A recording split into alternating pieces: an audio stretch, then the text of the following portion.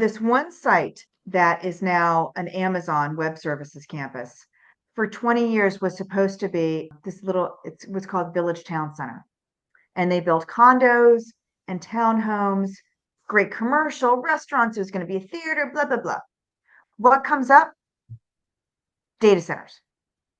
So what you've lost is you've lost the opportunity for more mixed use development, more good housing, already in an area with sidewalks and retail and jobs. The other thing is now you've pushed housing into areas where it shouldn't go. We call that sprawl.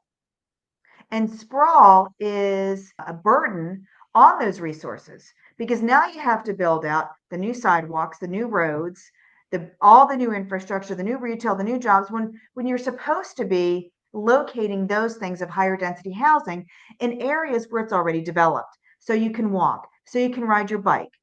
So there's less carbon, less cars on the road.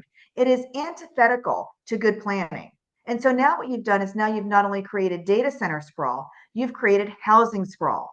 And it's also a burden on taxpayers because now you are spreading the infrastructure.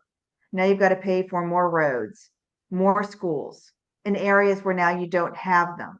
That's something that is not being talked about at all. The other thing you're doing is you're creating this false market where all land is now being assembled and bought up by data centers. So now you have farmers selling out, which would normally be 35,000 an acre in a rural area, to $1 million or $2 million. We have contracts that are over $2 million for your first acre, literally buying out communities, not just of farms, but your 1 acre, 3 acre, 4 acre lots. So literally one of our t-shirts says data centers destroying communities. We are not saying that esoterically. We like or figuratively. Like this is literally happening. This is not your status quo development. And yet our elected leaders are pretending, see no evil, hear no evil, say no evil, like they're just blind to strategically looking what happens in 10 years if this growth continues. In good land use planning, you limit development next to your national parks, your state parks, your battlefields. Not because you own it, but because you simply limit what you can do, because that's what government does. Not everybody can put a 7-Eleven on their property if they want, right? I mean, you have to live within good planning. But what's happening is they're changing those restrictions. So all this green space, if you ever could make it here and drive down Pageland Lane, you would see how beautiful Pageland Lane is. It's gorgeous. Yes, there's a transmission line, which mars the landscape, but it's still beautiful. That's the land that's being bought up. It is totally forested. I mean, there's every kind of animal you would find because this end of the county is also part of the Bull Run Mountain Range. So it's beautiful.